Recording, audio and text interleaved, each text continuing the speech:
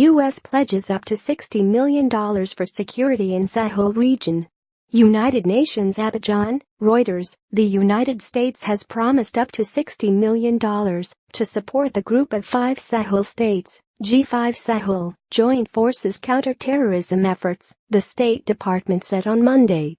The force, which will eventually comprise nearly 5,000 troops units from Mali, Niger, Burkina Faso, Chad and Mauritania, is meant to counter a growing jihadist threat in West Africa's arid Sahel region that includes groups linked to Al-Qaeda and Islamic State.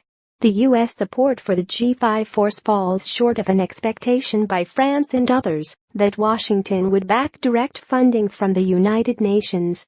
We believe that the G5 force must be, first and foremost, owned by the countries of the region themselves, said the U.S. ambassador to the UN Nikki Haley in remarks to the Security Council, following news of the new cash commitment.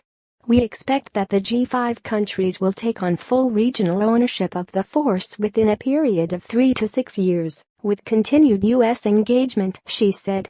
An ambush by unidentified militants earlier this month in Niger killed 4 U.S. Special Forces troops and threw a spotlight on American involvement in counter-terrorism operations in the region.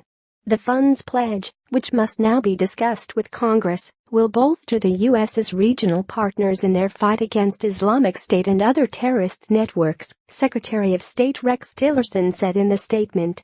Washington is wary of funding the G5 through the United Nations at a time when the Trump administration is aiming to cut UN expenditures on peacekeeping operations around the world and has indicated it prefers to support the force on a bilateral basis.